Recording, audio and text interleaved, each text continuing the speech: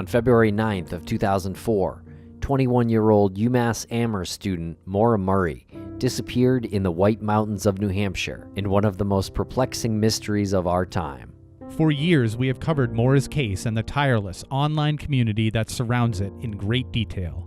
We have since expanded our mission with this series, raising awareness and shining a light on the stories of other missing persons.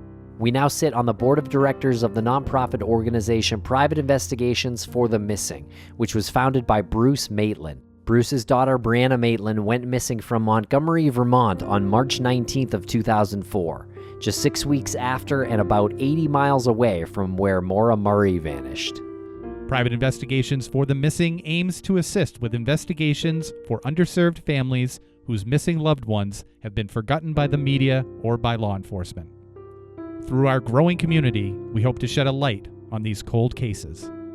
Families and loved ones can reach out to us at investigationsforthemissing.org.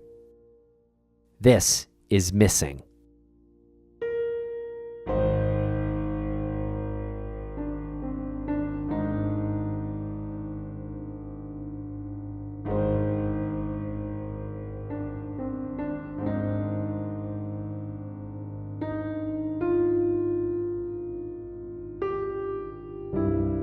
Welcome back to Missing. I'm Tim here today with Lance. Lance, how are you today? I'm doing fantastic. How are you today, sir? I am doing great. And Lance, this episode is another one in our Missing Maura Murray series. And this is an interesting episode, I will say, because the information we're going to go over is kind of new to us. And it's not exactly new, but again, it's new to us.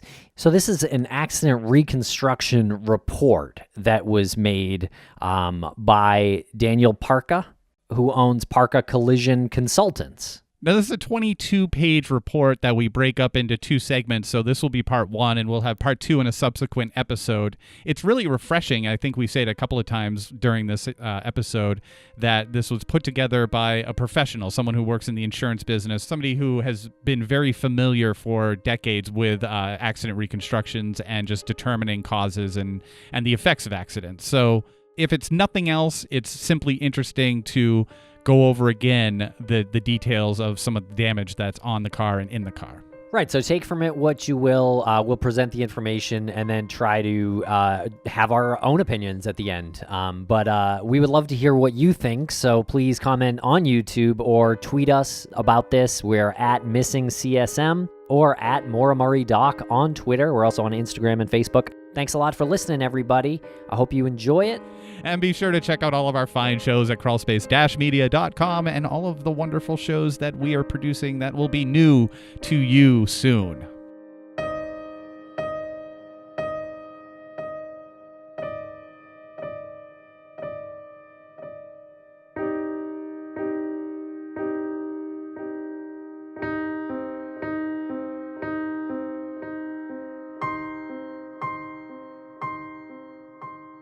Let's get right into this Parkka report. It is an interesting report. I guess you could call it some kind of recreation or sort of at least information regarding the car, Maura's car, and how the accident happened. We were just discussing it's really good to see a thorough, thoughtful, and informative collision report from a professional company or from a professional individual. This was compiled by Daniel Parkka of Parkka Collision Consultants, which is local to the Massachusetts area. And it is a very extensive report. Pretty refreshing to see something like this and knowing the source. Good resource. It really is, yeah. And it was done back in 2010, and it has really just now hit the public. And I think it's kind of bizarre, the whole story about that, but without, with putting that whole thing aside for the purposes of going over the report. Maybe we can get into that whole thing a little later, but I would love to just go over the report as information from this fellow Daniel Parkka. And I guess this report is really his thoughts on the car, the collision, what caused the damage. Lance, are there any sort of overview takeaways before we dive in?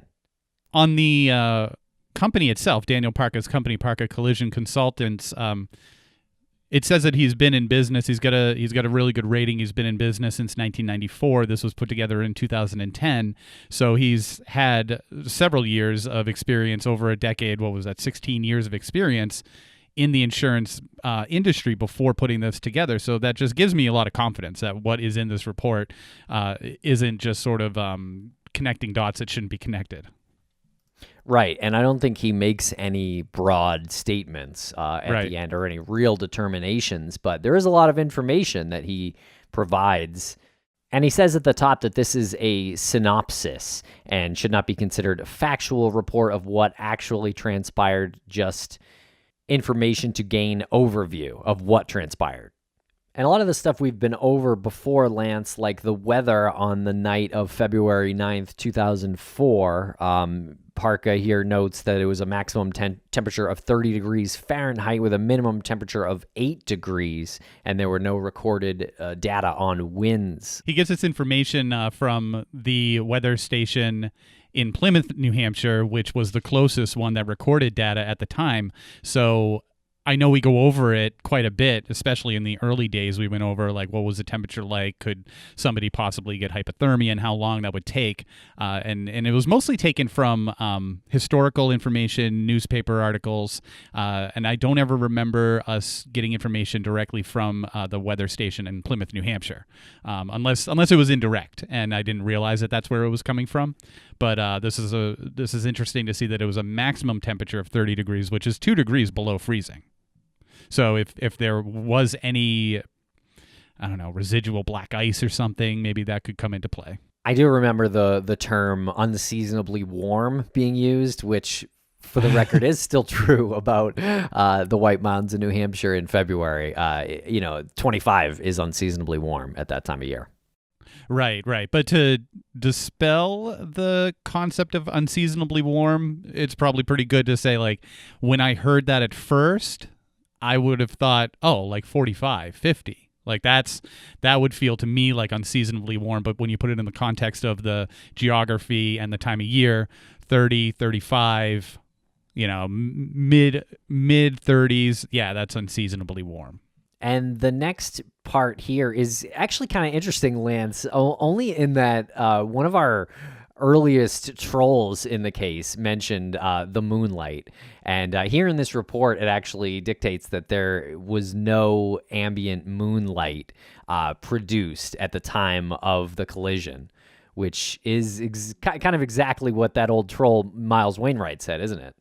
Yeah. It was funny because this was within like the first 3 factors in the report. There was the synopsis, what the weather was like, and then the next one is the moon. Like, what was the lighting like? So we know it was at night. We know it was around 7:30, so 7:20, 7:25, 7:27, 7:30. And this report is really cool because it not only states about the non-ambient lighting from the moon, it gives the position on the horizon of the moon and of the sun. Again, that fills me with a sense of confidence that this is going to be a thorough report. But to your point, yeah, it was funny to see the moon mentioned so quickly after that being such a talking point back in the day with a master troll like Miles Wainwright. Okay, and then we get into some geometry, sort of the, I guess, surface of the road right there, and if it's got any slants to it. We've often said that when you're up there, that is a really tough road to navigate, even during the day, stone sober. And it's further backed up here. I've always had a hard time with describing what that road is like, but this report describes the topography of the road as rolling. And that's really accurate. You feel like you're sort of rolling along and going along with the curvature and all of the nuances of the road, and you can see how easy it is to just sort of kind of veer off track, lull you into a sense of like hypnosis or something, like road hypnosis. And the lanes are 11 to 12 feet in width, separated by a double solid yellow line. What I find really important about this, or potentially important, is the gully. Something that we've talked about. Parkka here calls it a gully, which I guess we've probably referred to as a little ditch right next to where the car was found. It is 2 feet wide and about 2 to 3 feet below the level plane of pavement, and contains a little stream of water. And I think we've definitely tried our best to describe that in the past, and that's the best description I've seen, because I find it very hard to describe that. Well, describing it as a ditch, which is what I would typically call it, like I would even say like a small ditch, isn't really accurate, because when you hear ditch, that's like a little bit bigger, right? That's more like the car would be nose down in a ditch. Describing it as a gully is 100% accurate. It's a little gully. It's a little divot of land that a car could get hung up in, but a more powerful car might be able to get through or back up out of. And Parkka notes some signs. There's a 20 mile per hour with a left 90-degree arrow sign right before the weathered barn as you're traveling east. So that and 20 miles an hour is a good speed to take that turn at.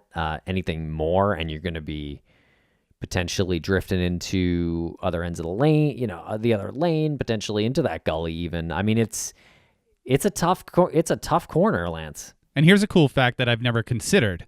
From that sign to the aforementioned curve where Maura's car went off the road, that's a distance of 250 feet. So she's coming from a speed limit of 35 miles an hour to this sharp left-hand hairpin turn. She needs to drop, theoretically 15 miles an hour in 250 feet if she was going exactly the speed limit prior to that. So interesting. 250 feet kind of flies by if you're going around 35 miles an hour to when you get to 250 feet later. Yeah, so you really have to apply your brake, I would say, not just coast, even though I think Maura's car was down a cylinder or a gasket. But you're probably still going to need to apply the brake there. Oh, for sure, yeah. And something I just learned in this report is the other sign, which shows just a arrow pointing left, is called a chevron. Did you know that? That type of sign that you see on the road is called a chevron. I only knew Chevron as the gas station chain. And so Parkka reviewed the car on May 1st, 2010, and you can see some photos there. And he says the vehicle is in poor condition, and there is exclusive damage sustained from the collision. But he notes that photos that he's seen from 2007, the car actually looks in worse condition in 2010. Whether that's because it's out there in the elements or not, I don't really know. But it sounds like the car was moved a couple of times. And based on the photos, it sounds like some of that damage could have occurred while moving it.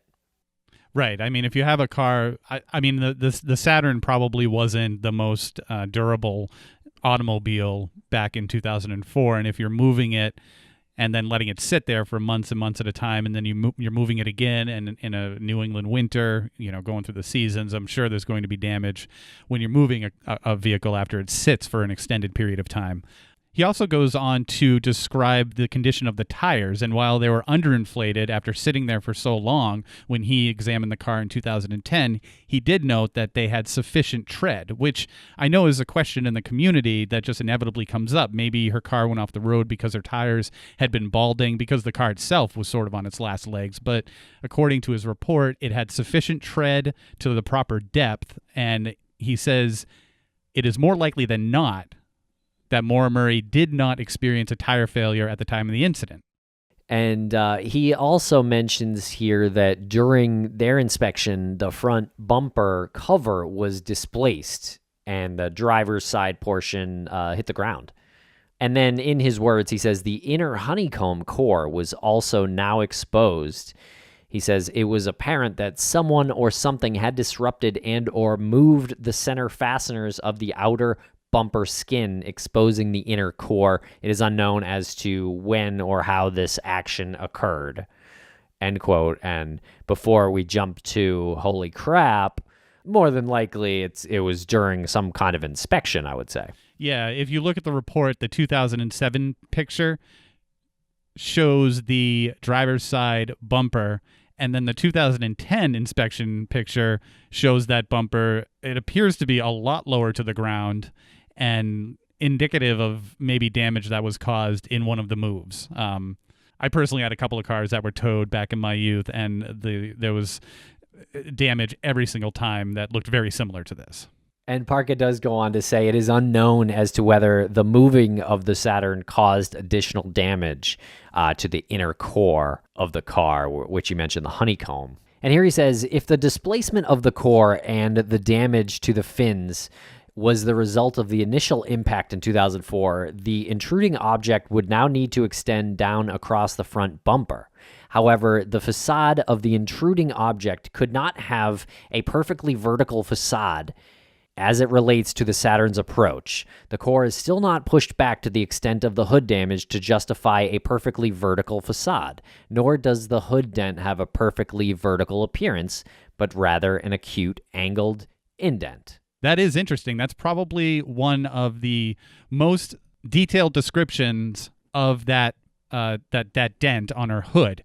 And if I'm understanding it correctly, he's saying whatever caused that dent, the intrusion, hit at an angle because it did not continue down to the bumper, and it obviously was at the right angle and not hit hard enough to extend into the core, right? Yeah, that's exactly what it sounds like to me. So it sort of rules out the possibility of like a street sign being the damage, because a street sign obviously connects to the ground. Right.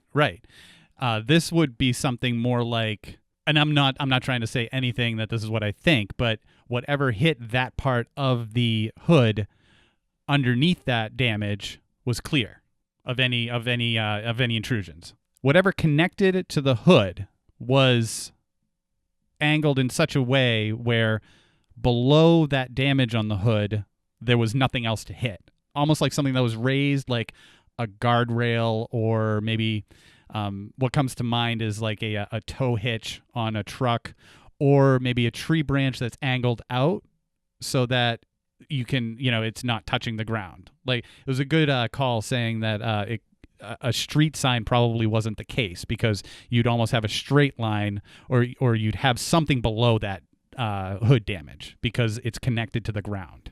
Right, which is I feel like brings us to the tree, and because a street sign and a tree sort of act as the same type of thing, unless this tree has like a mangled shape to it.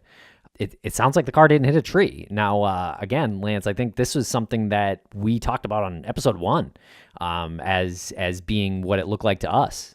And so, I mean, just to reiterate, that I do think it didn't hit a tree. It doesn't sound like it hit a tree to me.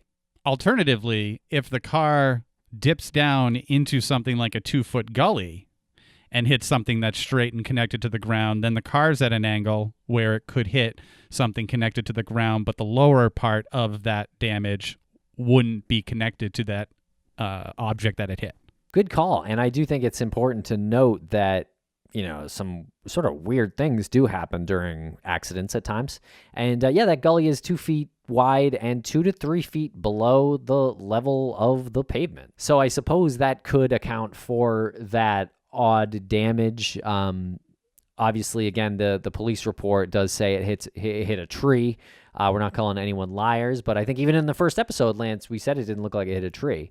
And I guess it's kind of good to know that Parkka does sort of confirm that it doesn't look like it hit a tree. Like, it's not like it hit something straight on. So if the damage was caused by a tree, it was definitely because of that gully. Correct. That's exactly what I would get as well from that. I think that's where my brain would go first, not try to involve something that wasn't there. Like, we didn't see a truck that she might have rear-ended. We didn't see a human being that she might have hit. At that scene, the only things that are there are a gully and trees and her car. The group of trees, not the one that used to have the ribbon, but apparently the group of trees that was a few feet to the left of the ribbon tree was the one that Tim Westman said had a scar on it from the impact. So whatever that's worth, I don't know. But Tim Westman, at least, one of the neighbors and first witnesses, did believe that the car hit a tree. So in Parkka's report, he examines the lamps, which he is actually able to determine that Maura had her high beams on at the time of the accident, or really, I should say the Saturn, but the Saturn had its high beams on at the time of the impact. And he goes on scientifically to kind of describe how he did that. And he says the filament showed classic evidence of elongation while the low beam maintained its original coil. And this is of importance as it relates to the illuminated visual field ahead of the operator at the time of any or all impacts. So good to know. Yeah, really good to know. I also wonder if the impact caused the high beams to turn on. I think only because the lights were on during the collision was he able to tell. If they weren't on at the time of the collision, they wouldn't have what's described here as a hot shock. And then he goes on to talk about the front amber corner bulbs, which are the turn signals. And he says that it's really inconclusive if the turn signals were on, probably not important anyway, and probably unlikely if that the turn signals would have been on. That's my 2 cents, that it's unlikely, just being that it's not a turn you'd need to signal for. Right. And now we get to one of the more interesting parts, Lance. It's the windshield examination, and this has sort of been one of our major public disagreements in the past, which, really, when it comes to this case, we haven't had too many, I guess, but I always thought that the damage on the windshield was likely caused by Maura's head, and I have to say, the Parkka report sort of makes me feel like it's potentially different. Oh, that's really funny because the Parkka report is making me feel like this probably was her head. The only thing that I'm still kind of at a loss at is how her head would have gone over the deployed airbag, but after reading the part about the gully and how the car could have dipped down and caused her to, in this inertia, to move kind of up, I could see it happening, and I could see that causing the damage on the windshield. I mean, you're going 30 miles an hour and your car suddenly hits a dip. Yeah. I mean, I think that might have happened. I don't know what else that would have been, right? Because he describes how it has a smooth feeling. It doesn't have any, there's no coarse feeling on the interior, which is, I guess, indicative that the impact came from inside. Mm-hmm. So I don't know what else it would be unless it's like part of the airbag or part of the steering wheel or something that flew up over her head. Right. Well, he says the placement of the stellar impact is slightly lateral of the driver's seat position and towards the driver's side. The stellar impact is also vertically located 5 to 6 inches down from the top section of the windshield and within the tinted area as assigned by the ASI level, which, the tinted area, the top part of the windshield. So always sounded a little high. And yeah, I think that was always my thought, was that, because of the ditch, maybe. Yeah, so Maura was not wearing her seatbelt at the time of the accident. So it could have been sort of a weird angle. Yeah, I think that's possible. But here in particular, Parkka says there was no evidence of any hair fibers and or root within the brake. The fracture to the glass was clean with no foreign material and appeared too small as compared to a typical head strike. So Parkka goes through possibilities on how this break could have occurred. And the first one he mentions is during airbag deployment, when the bag inflates and makes contact with the windshield. He says, however, the airbag fabric had been removed and any attempt to rule this possibility out has been compromised. And he says further discussion regarding the airbag status is coming up. And the second one is by means of the operator striking their head on the windshield during the impact. He goes on to say there was no evidence of any hair fibers and or root within the brake. The fracture to the glass was clean with no foreign material and appeared too small as compared to a typical head strike. So seems like he's leaning away from the head hitting the windshield, which is now causing me to lean away from the head hitting the windshield as well. Yeah, so he says the third possibility would be the driver's side visor making contact while in an extracted downward position and being forced into the windshield by either the operator's forward movement or the deployment of the airbag and or a combination of both. However, this was ruled out as the visor's extreme edge did not reach the central area of brake, and evidence within the vehicle supports the visor as being folded against the roof. The fourth possibility is interesting, and that is if an object within the vehicle was projected into that area.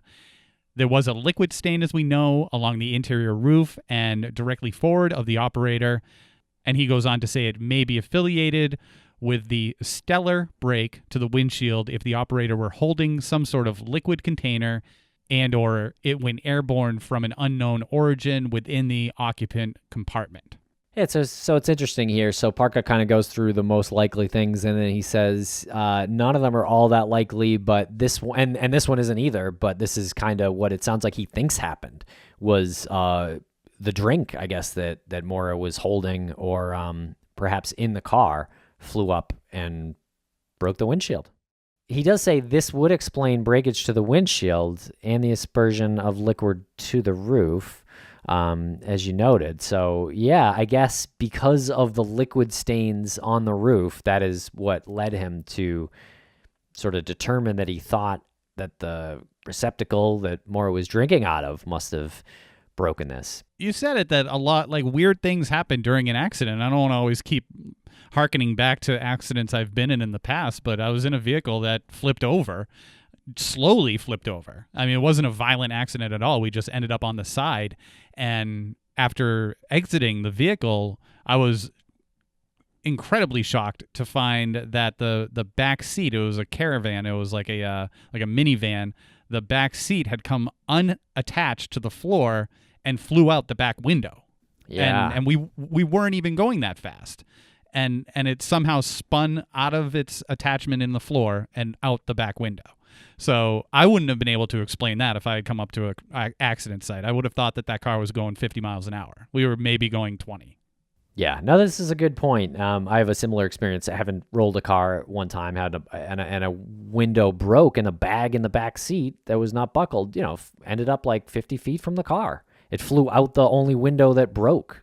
So it's just, it did sort of, time slows down in those kind of moments, doesn't it? Yeah. So Parkka goes on here. He says the interior mirror was missing with the supporting brackets still in place and did not show any sign of damage. In order to take the mirror off the windshield, it needs to be elevated towards the roof line and off the support. To attach the mirror, it needs to be slipped down onto the support.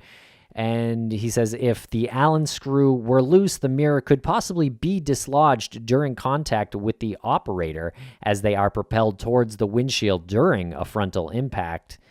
But he says it does not rule out the possibility that the mirror has been removed by police personnel for analysis or was initially missing prior to the accident. Okay. All right. That is interesting.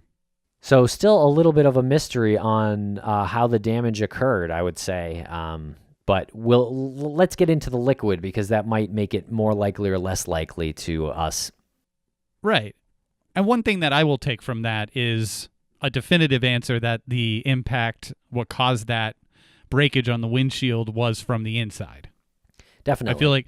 I feel like that's a pretty solid answer when the reason is rather black and white. It feels one way on the inside and it feels a different way on the outside, and depending on how that feels will tell you where the impact occurred. And he defines it, and I don't see any reason to think otherwise. Okay, and here he's talking about the liquid aspersion, and he says right here, there are often attempts to alter, destroy, remove, clean up, or cover up evidence of a crime, but that traces as well as gross physical evidence may be left in the form of blood, saliva, fluids, secretions, hairs, fibers, fingerprints, palm prints, footprints, shoe prints, clothing, transfer impressions, as well as paint chips, glass, plastic fragments, many of those items being minute and or microscopic in nature, thus requiring the additional use of specialized examination. And then he says, with that said, the interior roofline was stained with a reddish appearance, which was in an area forward and above the driver's position. According to the police report, they classified this as a red liquid and referenced a box of Franzia wine within the vehicle. And as aforementioned, they believe the visor was positioned against the roof because of the liquid that was sort of splashed on it. You can kind of tell because if you fold it down, it's sort of like a tan line in that way. This is another example of why I like this report so much, is because this just seems like a very obvious thing that I personally had never considered. Was the visor up or down? And then you find out it was up, and then you find out it was up because the liquid that was sprayed on the ceiling, on the roof, the interior roof, covered both the roof and the visor. And when you pulled it down, it had blocked the roof behind it. Makes so much sense. Yeah, it's kind of cool. It is kind of cool, and that leads you to something else. That leads you to say, well, it's probably not the visor that caused the crack in the windshield because of this. So it couldn't have been. Yeah, it couldn't have been because it was up because of the liquid that was covering it, but not what was behind it. Yeah, and then he says the aspersion then appears to have been projected or sprayed across the roof line towards the passenger seat. And he says the spatter did not have classic signs of an elongated nature to the naked eye as associated with blood and did not contain the classic tail. However, this does not rule out the possibility that the aspersion was not of a biological nature without a proper analysis. So he says he doesn't know if it's wine or blood. I think he assumes it's wine, but he kind of goes on to speculate, I guess, or theorize potentially that Maura was holding the drink in her left hand, and that would have sprayed it across towards the passenger side and potentially broken the windshield. Right, or maybe she had taken a sip. Maybe this was like a vomit stain. Maybe she had taken a sip, got into the accident, and this was something that, nerves or whatever, and she vomited out what was just immediately prior to the accident, what she had just ingested. So that I think that's what he was getting at with the biological nature of the stain. I was rear-ended once. I was stopped. Woman rear-ended me, probably going 2 miles an hour. I was holding a cup of coffee, literally everywhere in my car. Did it hit the ceiling? Yes, everywhere. Again, going back to accidents, shocking how much force is just in between two vehicles when they collide. And then Parkka goes on to sort of mention these stains that he found. This is something that I never noticed, and I'm not really sure how suspicious or weird this is. I always, every time got my car checked out by a mechanic, you always get some greasy stains in the car because that's how they do their business, being mechanics covered and that kind of thing. So that's kind of what came to mind when talking about these handprints. It says it's the impression of possibly a left handprint. The impression of possibly a left handprint. You know what that looks like to me? What? I've been in cars with this, including my parents' car back in the day. That looks like someone who's smoking a cigarette, and it's and they have the window partially open, and that's over a period of, I don't know, several months of smoking in the car and the cigarette touching that area. I've seen that in 2 or 3 cars. People who smoke in their cars. So Parkka says there's a stain on the driver's door panel. The area was heavily saturated and had a downward type spray. What was interesting about this area was it mainly was positioned to the vertical border going down the right side, just left of the interior handle.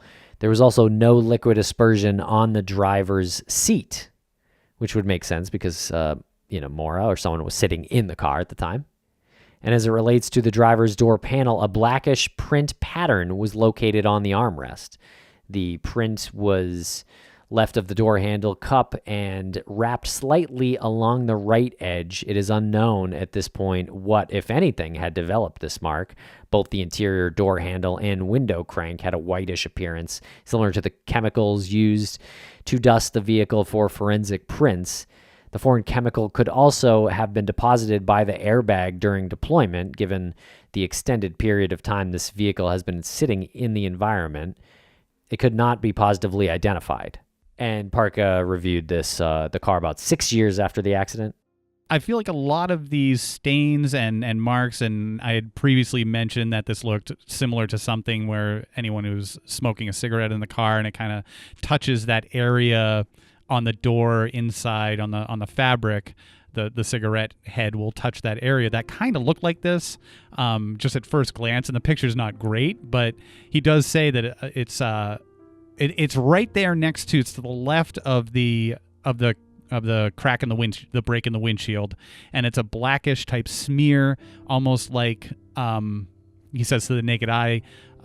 It gives a basic impression of possibly a left handprint versus a right, with 3 extended digits pointing towards the roof line. So this could be something where a tow truck driver who had moved it over the course of the 6 years between it being stored and this report, a tow truck driver, you can even like kind of do it with your hand right now. If you were to open the door, move something, shut the door, like, this feels to me like this is something that happened after the accident, but I can't be sure. It just doesn't feel like something that I mean, first of all, it's big. It looks like a bigger handprint, and it looks kind of sloppy. It looks like pulling open a door with really no care in making the car dirty. Yeah, looks like grease from a mechanic's hand to me.